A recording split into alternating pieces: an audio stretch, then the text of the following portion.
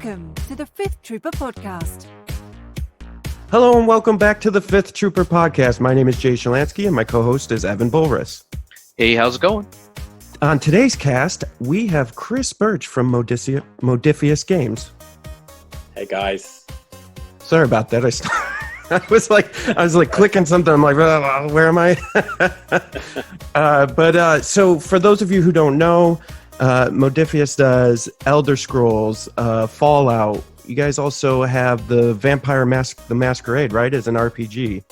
Yeah, that's right. Star Trek, Conan, John Carter, Kung Fu Panda, bunch of stuff. I was like going through Conan. Yeah, I'm like John Carter of Mars, right? So there's a ton of stuff. Like I'm trying to make sure we grab everybody's attention here. And so, you guys did the Infinity RPG as well. Yes. Yeah. And Acton Cthulhu, which is our baby, our own project that's kind of World War II horror. So, that's awesome. So that's a great kind of segue to one of my questions that I had for you.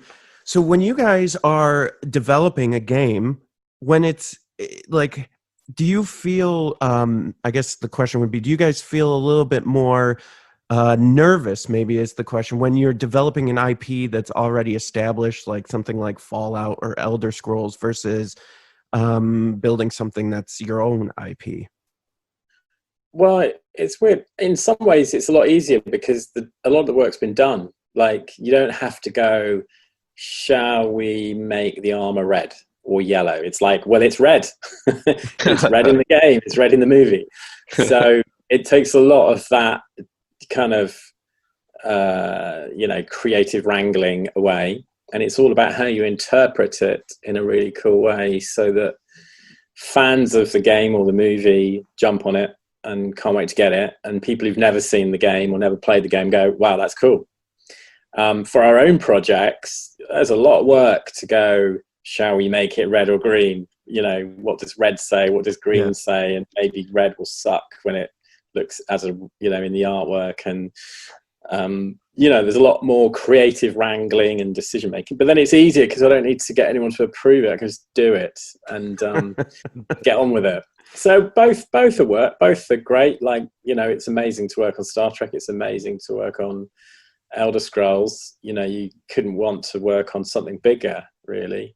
Something that so many people spend so much time playing. It's not like, oh yeah, I saw that movie once, 3 years ago. And so basically your experience was like a couple of hours. Like most people who are Elder Scrolls fans, you can geek out for hours, like, oh yeah, and I did this thing, and then I did that, and oh, and did you do that bit with the vampires? Yeah, and we've all had that kind of shared experience. So something like a video game that's so intense, like Elder Scrolls, is amazing because so much content, and we can just keep going deeper and deeper into it and finding cool stuff to make.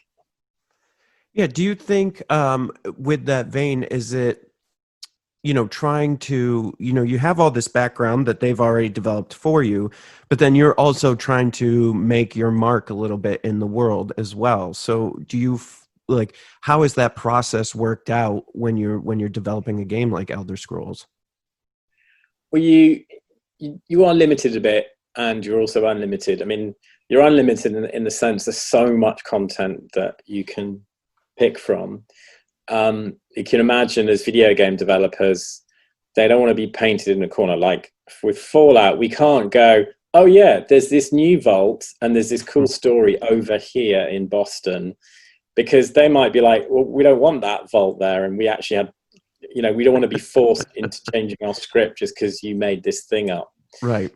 So you have to be a bit, you have to abstract things. So it's like, hey, this story is about this ruin that could be anywhere in your wasteland, or it's a Vault-Tec, ruin or something like that. You don't say where it is, so because you've got to give them space to play their games. It's funny because Star Trek is a bit different. They actually totally embrace you creating new stuff. So we created this area called the Shackleton Expanse that's now kind of part of the beta canon, and is a whole area of space that is on the other side of the map. And there's a whole cool campaign there.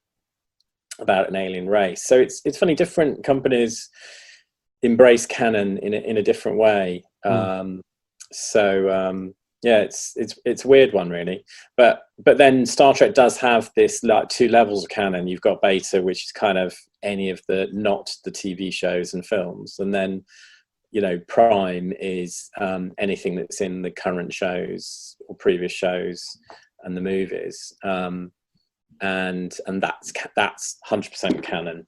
So you've got room to do a lot more with an entity like that. So yeah. And do you feel a pull to, because I think a lot of us, the reason, like, let's using Star Trek as an example, I think like a lot of the known characters that we know, or, the known ships, that there's a pull to want to be part of that story, right? Like I've seen, Picard do all this stuff. He was part of the Borg. I want to go to that cube, or I want to be on the Defiant and I want to fly that, or the Enterprise. And so how do you really work that stuff into games where it's like, I want to give the player the experience of being part of it, but I also, like you said, the alpha versus beta kind of storylines, but I also want to weave in some of this beta stuff so that they feel like they're making their own path in this world as well. Well, apparently, Wizards did a big survey. Actually, this is I think more like early Wizards, when they had they did a Conan role-playing game. I think. Actually, no, sorry, no, it was a big piece of survey. TSR originally did a Conan game. But Wizards did a survey, and one of the questions was, do you want to play the heroes, e.g. Conan, in the Conan stories? And most people don't. And it's a bit like when they role play Star Wars. Most people don't want to be Luke and Leia and Han, because the story's written and they want to create their own storyline. They love, it's the story of those characters brings them in, but they love the universe. And it's a similar thing with Star Trek. We do create PDFs of the kind of main characters so you can use them in your stories, but it's very rare that people want to be the bridge crew, the known bridge crew. They might want to pilot the Enterprise, but there is this weird thing in canon that you go, well, where's the bridge crew? We can't be the bridge crew because we know Picard and everyone were running the ship, and they want to set it in a time. So often it's people create their own ships and their own storylines to explore the world without any limits, because it's not like, oh well, the Enterprise didn't have a crew between this date and this date, so we could kind of fit in there, but then your time's limited. So I think it's people like to have the stats, but I think they rarely actually want to play them.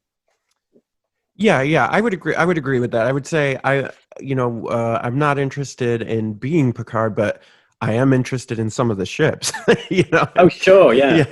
I think in a weird way, it's. The characters are fun, but it's the ships and the gear and the universe that are way more fun with Star Wars and Star Trek.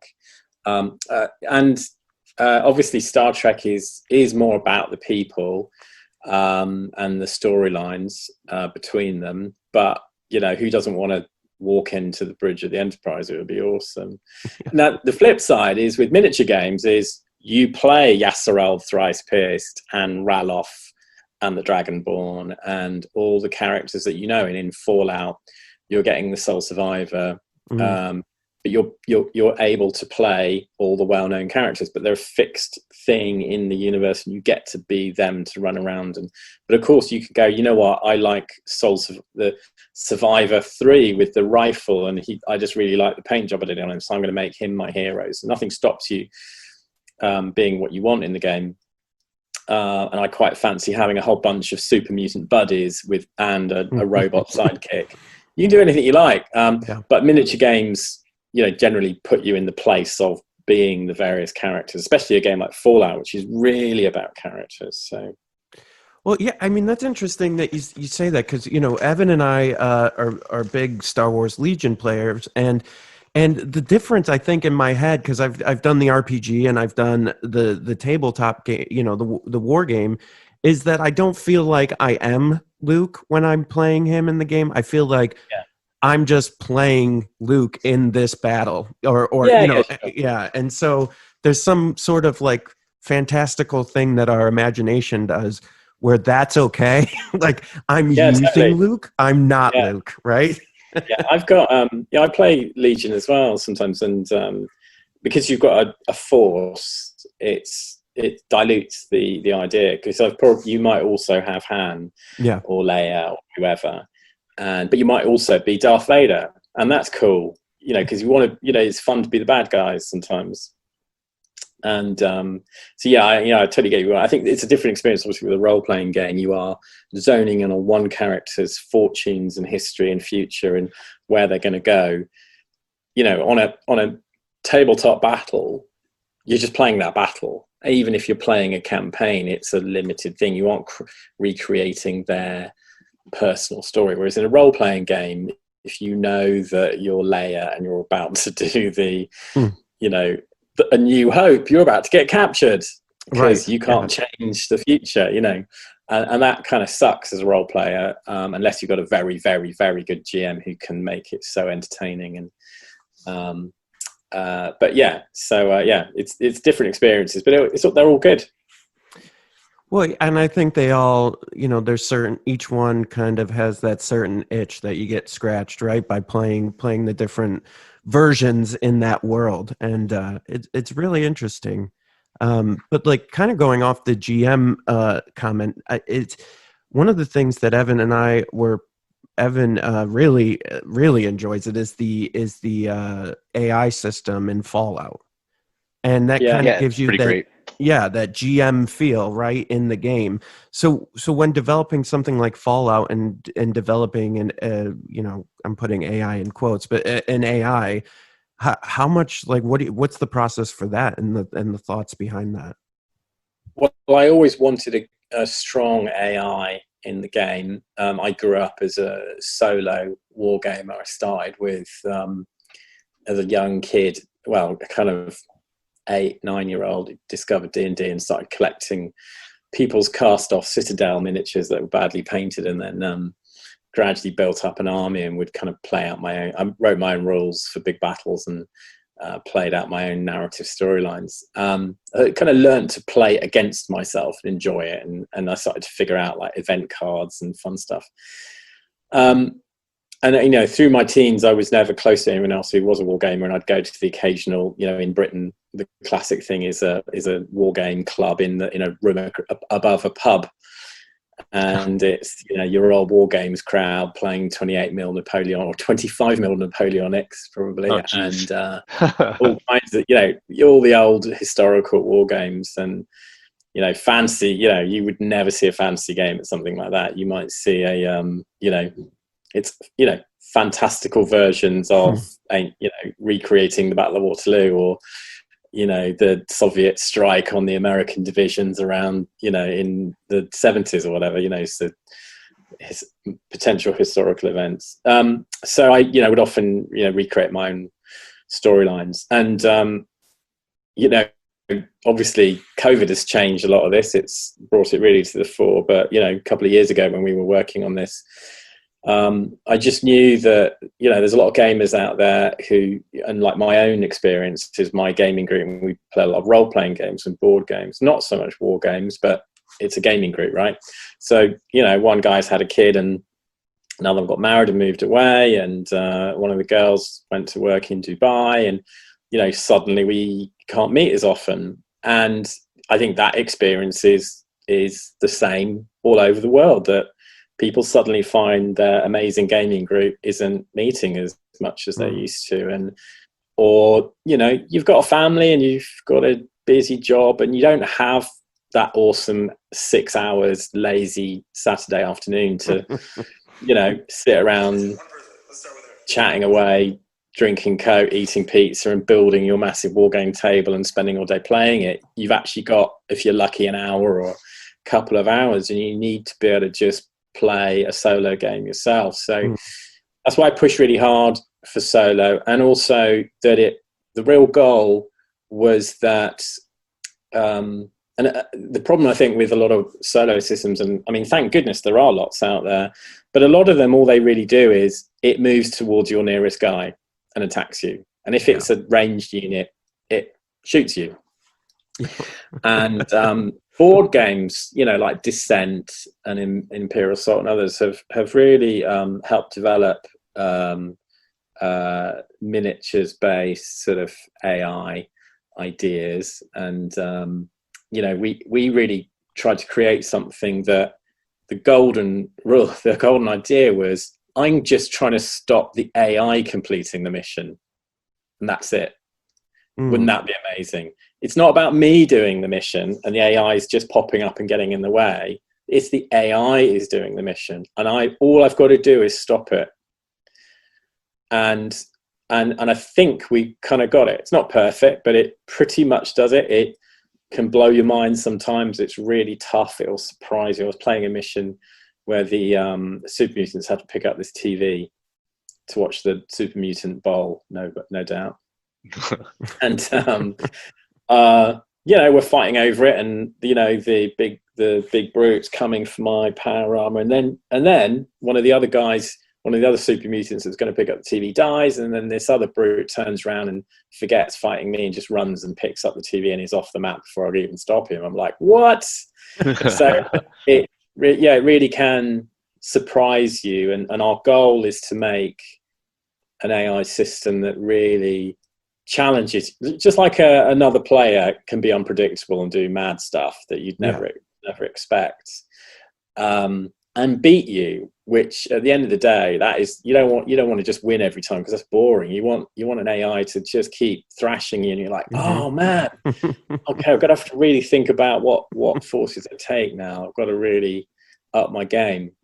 And part of how it does that is with the behavior system, which we're actually developing. There's more stuff coming I'll talk about in a moment, but every unit has its own AI card, which its own behavior. So for those who don't know the game, but if you know Fallout, so a super mutant brute will act differently depending on how wounded it is, whereas a Brotherhood scribe, who's basically the IT department in the field, will act differently based on how many friends are nearby. And as he's losing friends, he's getting very, very cautious and covering himself. So it means we can really give a lot of flavor to those, you know, those forces, and everything has an AI card. So it doesn't matter what you want to play in Fallout, everyone else can be your enemy.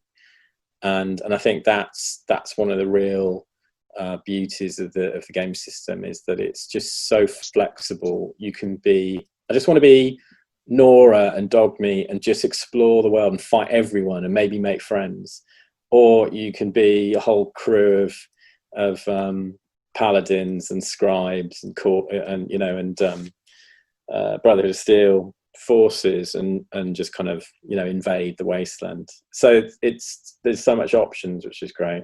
Well, and it was interesting. So, you know, Evan put me here at our studio. He put me on a demo of the game, and you know, we've just kind of built like my figures and what they had, and then he was kind of running the AI, you know, to kind of show me how the AI system worked.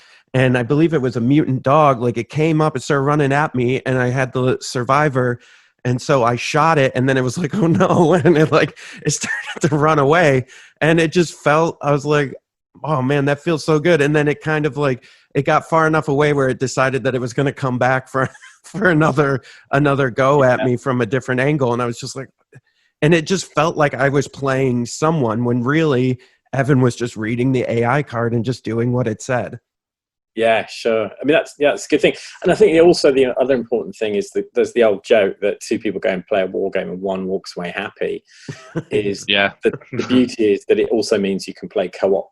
And my big thing is, I believe that, I mean, you've seen how big co-op board games have been, and I think war games are the next area that are going to explode with that, because of course you can play on your own, but you know, especially if we start talking about narrative and introducing storylines, we can do all kinds of stuff when we're playing co-op, because suddenly we don't need the forces to be, completely balanced. We can do whatever we like, because it's now we're playing a shared story, and we can work together to beat the game. And that could be 2 of us or 3 of us or 5 of us. In Fallout or Elder Scrolls, we could each have a hero, and there could be 6 of us playing, or we could each be, it could be 3 of us with a hero each and a few followers. So there's a lot of flexibility, and I love the idea of really exploring how you can make organized play events are traditionally about a tournament. You bring a load of people together and they get stuff for winning. So my challenge to our team has been how do we create an organized play event that's cooperative, that is about having and it's more fun than a tournament, and it's more exciting for the store to run it. And I love making difficult challenges. Although saying that, organized play is kind of totally on hold at the moment until we figure out what's happening with the world. Well, and I think the bonus to that, like, as I'm thinking about it, is there's only so many times, like Evan and I, we're close, and he's over at least a couple times a week.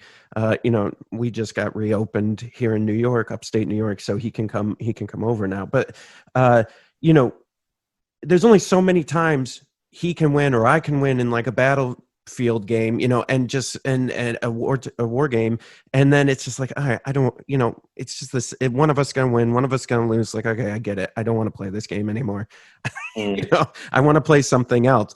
And I think the opportunity to do cooperative probably adds some longevity to the game in general, because it's like, okay, so this time we're going to be on the same team. Next time we can go against each other, and then maybe I'll do something by myself against the AI, if you can't make it next week.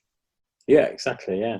We've got more stuff coming for solo mode, and co-op mode. So there's a vault builder product that's coming through that's going to let you be able to build these really cool random vaults to explore on your own or as a co-op thing.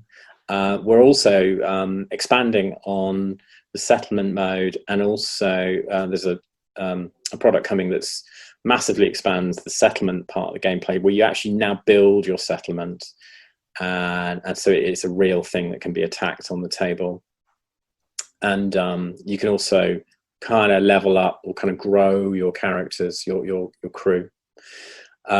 Also, we've got a product which really dials up the kind of exploration side of things. So you can go exploring the wasteland, and it will generate a random wasteland area for you to just move around, and everything's going to have its own natural behaviors. So we obviously have the sort of combat AI, kind of once it knows you're there, what's it going to do? But if it doesn't know you're there, they're not just sitting around waiting to be activated. I mean, if you look around the wasteland from a high point, you'll see stuff doing things. They're like chasing each other, killing each other, prowling around, and so we've got these new behavior cards that you can enter this random area, and there might be a rad scorpion kind of hunting. There might be a Brotherhood of Steel, couple of dudes fighting a Deathclaw.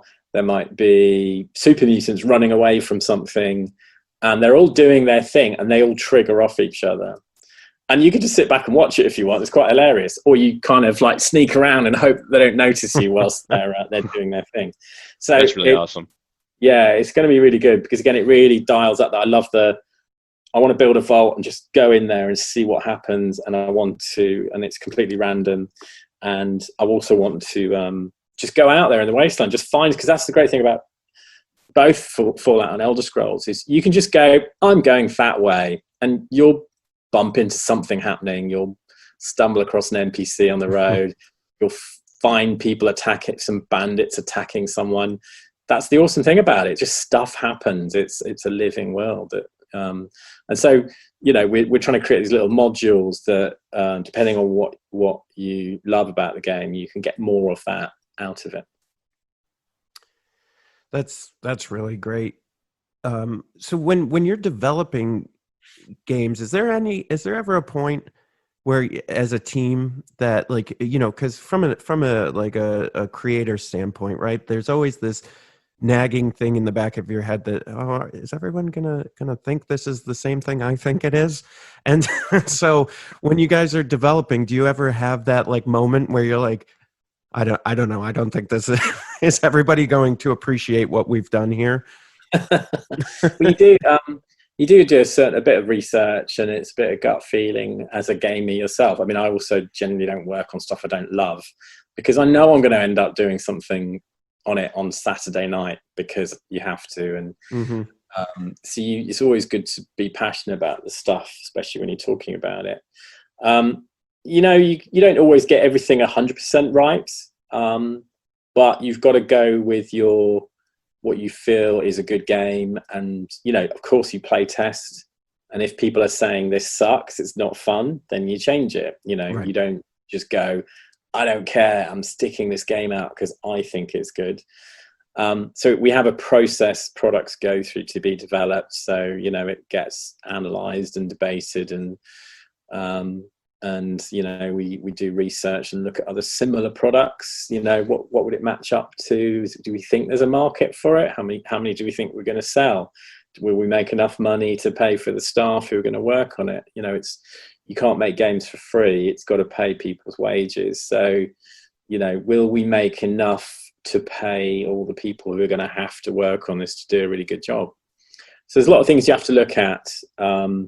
You know, as a bigger company, it's not like, you know, if you're a dude in your bedroom and you've got a day job and you can just kind of do whatever you like, and it doesn't matter if you don't make any money. We're long past those days. If I go, I want to do this big license, it's going to cost us a load of money, and if we get it horribly wrong, people, you know, we might not be able to keep people employed. So it's much more important we get it right. So far we pretty much got it right. Now, could we have done a different job, a better job? Probably. But, you know, I don't have any regrets. You know, if you have fun and you make a game that lots of people like, if we'd done something different and another 5,000 people would have loved it even more, of course that would have been brilliant, because you would have sold a lot more miniatures or a lot more boxes. But you just get on and, you know, you do as good a job as you can. Yeah. So out of the games that you guys do the war games, RPGs, board games, what is your favorite game to be part of as part of a team working on it? Well, I guess it changes all the time. I mean, when we signed Star Trek, it was amazing because I was a huge Star Trek fan as a kid. And then I worked on that a lot, and then I moved on, and, you know, I'm currently working on a load of stuff for Elder Scrolls and Fallout, you know, and I've played so much of both of those games. It's both awesome, but I've also got my own project that I'm working on in the background that we're going to launch next year. That's a whole new IP. Actually, I've got two. So, nice. You know, so everything between both. Yeah. So lots of stuff. And, you know, I'm very lucky that I get to work on fun stuff. I also have to do lots of the boring admin and contracts and budgets and everything that comes with the company. But I can't complain. But yeah, it's a tricky thing. There's lots of things. But like I said, I generally try and assume that everything, I mean, I don't want to work on a project that I just don't enjoy, because I just won't do a good job on it. And I always tell people is do stuff that you really are passionate about, because the money will come. You know, forget about the money. Just do a great job. Do something that you absolutely, really, really, really love, and you would starve to do it. And then you'll do an amazing job on it, and it'll pay off. Yeah, it's really interesting how that stuff grows, right? Like you start doing something out of passion, and you're like, oh, I'm going to be a game developer, and this is going to be amazing. And the next thing you know, you're like, but I also have to do the budget, and now that's different. Yeah, yeah. And everyone thinks that you spend all day playing games. God, I wish. Yeah. You know, it's like any industry, actually. You know, that you've got to be careful. If you love something so much, you've got to be careful, because if you get into that industry, you might find that you're doing anything but the thing you love. You know, and I'm lucky now that I'm able to do more of the creative work, but there's been a large chunk of time running Modiphius where I was just head deep in contracts and admin and managing a growing business, and you just don't get to play games as much, which is why I forced myself. I was very strict about, I went home early on a Tuesday and we had our gaming night, but you have to make time for the things that are important. But yeah, it's when you get a big business, like I said, there's a certain point when it's just, it was just me and Rita. We were working from home, like we are now again, funnily enough. But when it was just the two of us and a few freelancers, we could kind of do anything we liked, and there was no real, there wasn't any real expectation, and we could kind of go anywhere and do anything we want. It's not so much that now, but I get to do way more interesting things now, along with that. So it's worth it for sure. Well, and I think that's something that gets lost sometimes, especially in not people who are in the business, but people who enjoy the games, that we can get so worked up in loving the game that sometimes we forget that it's still a business, and there's still all this stuff behind. It's not just some guy putting out a game or girl putting out a game. It's, this whole list of check boxes they got to get checked off in order to deliver a game. I think, you often hear that, like, why are you charging so much money? It's like, why is it so expensive for a book? And it's like, you have no idea, and also we want to pay people better. Yeah, we want to pay writers more than, we started off at a low rate, like every small business, and then have gradually increased the rate as, and to pay more, you need to sell more of that book. So you need to make the book look much better. You need to pay more for the artwork. We pay 3 times for the artwork now what we used to pay when we first started. You pay more art, you pay, for more writing, you pay project managers to run it. Now you need a logistics manager and a customer service person, and all those costs add up, so that you go, well, we've got to put the price up if we want this to make money, and based on the number that we think we're going to sell.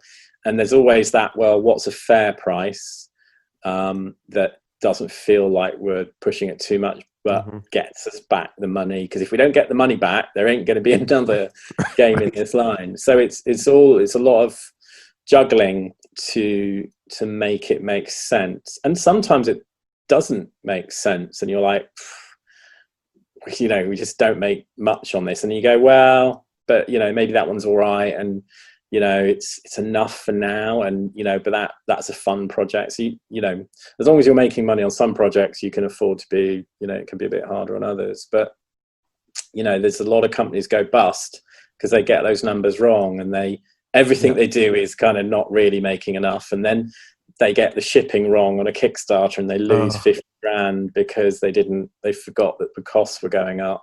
Yeah.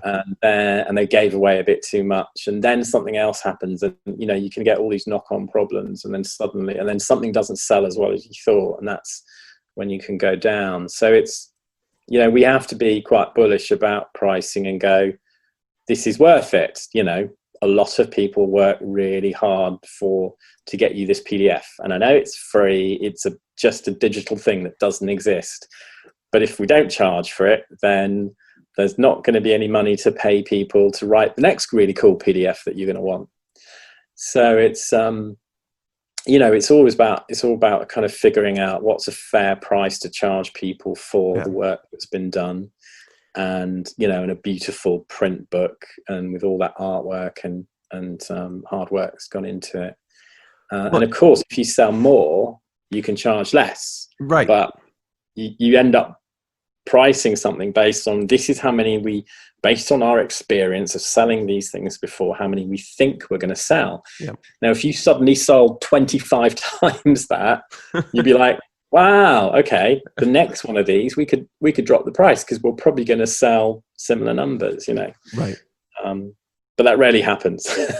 Well, and I think a lot of us, and I've preached this on previous podcasts, and I've wrote blogs about this, is because I'm really into like the business side of how this works. And I think we as consumers lose track of not of everything you just talked about, like, paying the right people, making sure there's good people on the team, because that's who's going to be developing good games. But then making sure that they not only are getting paid, but maybe have benefits, maybe have, we got to make sure the lights are on in the building, and, that we have access to the right tools. But then there's also a number of other businesses that are also reliant on your game selling, like the distributor and then the retailer. And so it's just this long list. Yeah. I think also, just give you an idea that the average publisher, let's say for a $10 product, an average publisher will be, if they'll be netting somewhere between $3 and $4 from distributors. And then they've got to pay all the overheads of the company, the cost of the making the physical product itself. And so when you sell PDFs, you're like, yeah, but it's like, it doesn't cost you anything. You should just give them away for free. You're making so little money on distribution that when you can sell PDFs, that kind of helps offset some of the big costs. And you're like, oh, thank goodness we're making some money on PDFs, because that really helps make it all worthwhile. And it means we don't have to push the price up a lot. And RPGs obviously benefit from the fact that you can sell them digitally, and we're exploring 3D print files now, and that's a new thing. But PDFs do mean that you can bring some extra money in to help cover some of the really big overheads. And I think that it's, especially with war games, it's, there's so much money goes out to develop a game. It's a lot of development time, and there's a lot of people working hard, and the sculpting and the 3D printing to master them, and the painting, the professional painting to make them look good. A 3D print of a miniature is, a good one is, somewhere between 70 and £100. So like over $100. It's not like, oh yeah, it's really cheap. I can print mine at home. You can if you want a really bad quality miniature line, but if you want a top of the line, top 5 quality range, you've got to pay money out. And so it all adds up. And then, the graphic design time always takes more than you think.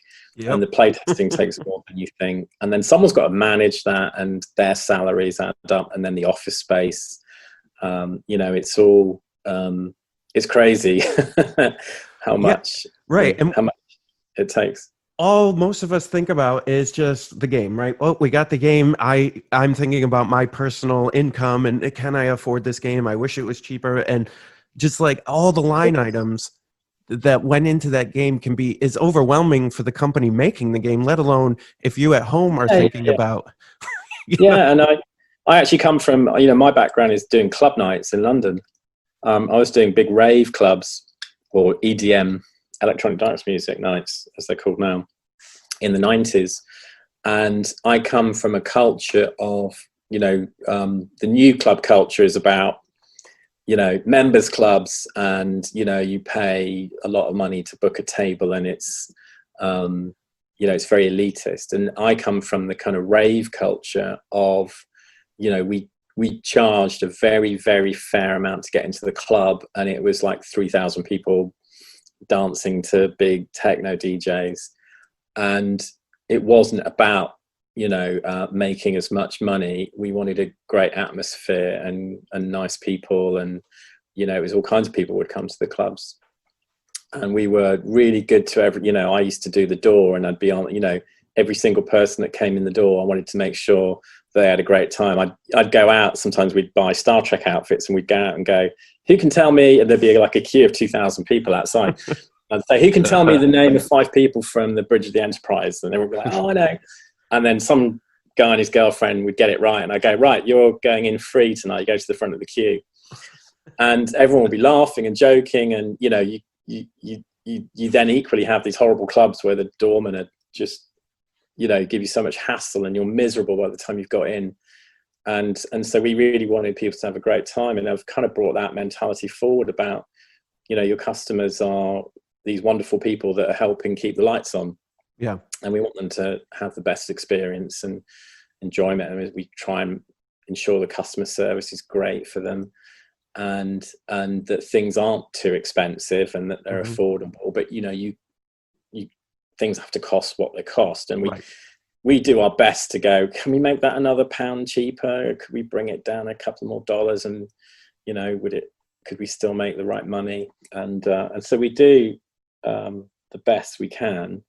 But, you know, it's and we also try, and especially last few months, we've delayed a lot of releases because we're like, people aren't going to have the money to pay for this, and we don't want to make them feel like they've got to go and find the money. And anytime I do a Kickstarter, I see people are like, oh, but I can't afford this thing. And I'm just like, man, you know, just come back in 6 months. That thing will still be here. And Right. I don't generally like this is an exclusive thing that you can only ever get in this Kickstarter if you find the money to pay for it now. And I think that's really unfair. Yeah. And it puts a lot of financial pressure on people. Like, I've got to get this thing because it's my only chance to get it. And that's a great sales and marketing tool, but it sucks for people who are like, oh, but I was supposed to pay off this debt, or, you know, I really need to pay for my partner's holiday or something, but actually you felt so pressured that you went and spent all the money on this add-on for the Kickstarter because you could only get it now. And I think I don't like that. So and I to that point, that I agree with you 100% that Kickstarter is almost like, it becomes this kind of like Hunger Games of deciding what level I can afford to be at, but also getting enough that I won't feel left out of the game, because you know, and it's at like a certain level I get the base game, but if I could find $30 more, or, you know, I could upgrade to the next one and get all the special stuff that's not coming in the base game. And it's it feels bad sometimes. I always try and make sure this stuff's going to be around. Like, you know, we do, you know, when we launched Elder Scrolls, there's this theory or Dragonborn that you can only get from us for now, but you're going to be able to get it. But you can always get it. It's not like you can only get it now, and if you don't get it, that's it. It's never coming back, and it's going to go to retail eventually. And you know, might be limited time-wise, but it's not like a thing that you can never get. And it's not like, oh, we're going to charge double the price for it if you don't buy it now. I think it just sucks. You know, it's like, you got to think, if I was that person and I had bills to pay, and you know, especially now with people losing their jobs and stuff, it's like, you got to really think about people's situations and try and treat them respectfully, and you know, just be a good business really, and be good to people. So we're not always amazing at it, but we do our best to you know, look after everyone. Yeah, and I think probably, I would guess for you guys too, it's a tough position, not just because of where we are globally today, but even before that. I think that the game market, as much as it's expanded, at some point here, we're going to reach a saturation level, you know, with the amount of demand. And so, like, trying to... I think you only have to look at Kickstarter to see there's a lot of people that have suddenly found money to spend that I don't think were spending it in retail before. Yeah. Just because Kickstarter's let people make some really, really cool things. And there's both new people joining. I mean, I remember Kickstarter people saying that, you know, I think they had about, I think it was near on 1 million people who were, you know, buying into tabletop stuff. And it's definitely reaching a bigger audience, and also people are spending a lot of money. They're finding more money because there's just so many cool things. You know, the problem we've had in retail, which has somewhat been solved by COVID, is that everyone was saying a year ago, there's just too many good games out. And it's not like there was the D20 collapse when I think it was D&D 3.5 edition, and they made the open OSR, and everyone could basically everyone was making D20 supplements, and they became trash, and there was just too much. And then loads of people, you know, loads of companies went bankrupt because they thought they were going to sell thousands of these books, and they didn't. And now we've got this, you know, Kickstarter driven torrent of amazing games. And they're all pretty good. it's not like you can go, well, half of them are junk. You know, they're all like awesome miniatures and pretty good rules and great ideas, and shops are overloaded by that. They just can't cope. And it used to be that the new hotness was up there for, up on that, the kind of new releases shelf for a good couple of weeks, maybe longer. And now it's like you're lucky to be there for a week. Yep. And everyone in the industry was going, well, it's not like we can, I'm going to go, oh, it's okay, guys, I'm going to release 20% left games this year, I'll contribute to that. Yeah. No one was saying that. And yet everyone knew that something had to change. And it's bizarrely, COVID has done that. It's like slammed the hand down, and suddenly everyone's gone, whoa, okay, I'm going to slow down releases because there's just too much. Now, there is a huge demand in distribution and retail for new products, because everyone's like getting going and there's been demand. But we've slowed our releases down because I'm conscious that there's a lot of people who don't, whilst they've been locked down. In Europe, we've fared better. People have been getting their furlough money from the government. Mm-hmm. And I think it's a bit different. And I know there's huge unemployment in the US. So, we've just took a decision because we furloughed a lot of people and we slowed down our releases. So we're, more behind. But we're like, it's okay. Let's just slow the pace down. We can, Elder Scrolls, for example, is a good idea. Stores are still not open in some places, and they've been open for a few weeks in other places. So the next releases for Elder Scrolls aren't until late August. So we thought, well, let's just give everyone a couple of months to catch up, and then stuff will start to come out. And we've, slowed it down. And we've done the same thing with Fallout, just stretch things out a bit, and giving people a bit of space. So I wonder too if the paradigm is going to shift a little bit here because of what we've experienced over the past 4 or 5 months, where I still feel like for instance, we opened an online retail store where we're selling Elder Scrolls and we're selling other stuff. I found that the need for online sales started to increase, and a lot of local stores aren't able to fill that kind of need, right? And so it's starting to shift a little bit. So my question is really, how is the retail brick and mortar going to adapt? Because I don't know that the game store, the comic store has had to really adapt that much, because they had this kind of base of people who were coming in and always buying things from them. And so how do they adapt to meet this new need of the community where, Joe over here he can go, okay, I could drive down to the store and put on my mask and do all this stuff to get there. Or I can just go to this website, Modiphius website, or I can go to, the Fifth Trooper website, and I can just buy it from there and it'll be here in a couple of days.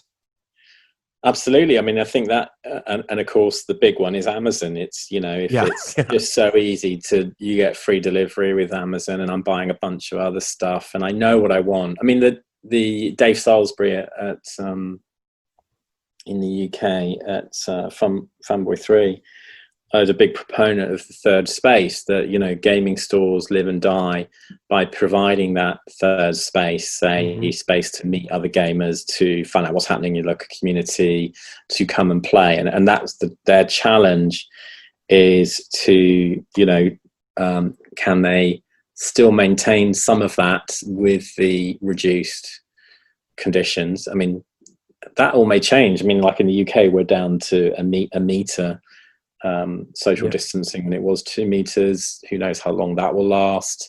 Whether there's evidence that it still might be not safe really to be in an indoor space with people, because it's fine particles that can infect you, not big particles and touching surfaces. So that aside, though, I think that who knows what the world's going to be like. And of course, in the UK and in the US, we've all had these really big loans from the government that are going to have to be repaid, because everyone's had to pay their commercial rents. We've not had a discount. We've had an office that's empty for 4 or 5 months, and we're, and still have got to pay the rent. And whilst people have been getting loans to help pay some of the running costs, that money has to be paid back at some point. And will they make a lot of stores live, with a very thin margin. And, the general consensus is that we might see 20% less stores. Yeah. And maybe it's the ones that weren't run as well. Maybe it's they just got unlucky with the stuff. Maybe they weren't able to quickly, maybe they didn't have an online store, or maybe they weren't able to kind of turn around quickly enough, or they didn't get the support of their local community. I mean, we've said to people who pre-ordered with stores, please keep your pre-order with your store, even if they're not open yet. Do support them. I know it's a pain in the ass, and I know you really want your game, but for the sake of a month, just hang in there and support them. And it could be all the difference between keeping them going. So, and maybe this is the capitalist in me a little bit, but part of me says, I think that there was inherently here in the US. Okay. So I don't know how it is over there. But like here in the US, I think there is inherently a problem with our local game stores as far as diversification. And I feel like that, it's very hit or miss whether or not you'll have a play area, or how big the play area. Are they welcoming and opening? And I think that, and this goes back to the capitalist in me, that this is going to force stores to diversify and to start thinking outside of the box to deliver a customer, service that maybe a level of customer service that wasn't there before, that they're going to now be required to do because they need to pull in customers again. And so, and I do. And I think there's some really good stores that we're probably going to lose, that we shouldn't lose just because of circumstances. But I do think this is going to force the industry and at the retail level to adjust to diversify so that they're bringing a better experience. Yeah, absolutely. I mean, I think everyone's got to even we've reconsidered how we do business, and we brought forward a lot of digital products. We, went much heavier into 3D print files, and we're exploring, because we know that, suddenly people have got massively into 3D printing over lockdown, and things are changing and you cannot ignore it. And the business as a whole is going to change a lot over the next 6 months.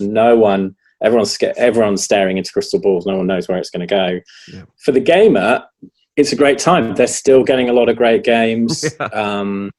It's that's not going to go away. For I would say that everyone should do their best to support whichever store that they go to, and because it's local gaming stores that get games in front of people. And I know a lot of online stores will go to conventions and also, do demos and things. And it's your gaming retailer that is on the high street that attracts people who are like, oh God, I played D&D when I was a kid. I wonder what it's like now. And it's really important. So, but they are going to have to adjust and have online sales and have a curbside service, and find out how they can service their community better through a great Facebook page that connects gamers and stuff. So it's it's gonna be a challenge. It's a good opportunity to really do what we do better. Not the most ideal conditions. A lot of people are suffering, but it's a challenge for all of us to come out of this fighting. Yeah, I agree.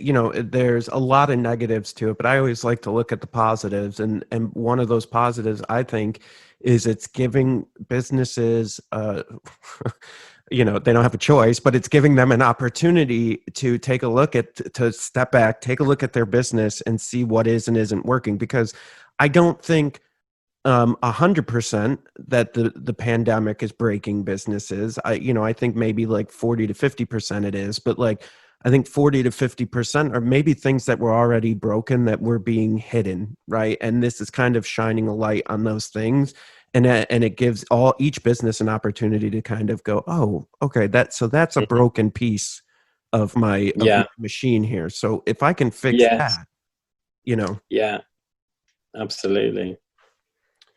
Well, that went that went into a business area. That's what I love talking about. Evan knows that. I'm sure Evan's over there going, "Oh God, not again!" But I'm obsessed with that part of the whole industry. Yeah, so we had you for 45 minutes or so. I don't know if there's anything else you want to talk about, but I think I might. All good. Yeah. No, I think we've pretty much covered everything. So I would highly recommend to everyone listening, go up to the Modiphius website, modiphius.net. Tons of stuff up there, and you guys can explore all the things we talked about, plus all, the 20 or 30 games we haven't taled about.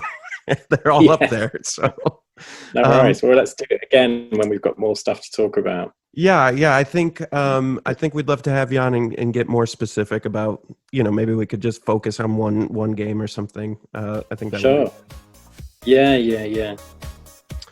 Well, thank you so much for joining us. I really appreciate it. Yeah, no, anytime. Thanks a lot for having me. Join us next week for another edition of the Fifth Trooper podcast. This has been a Fifth Trooper production.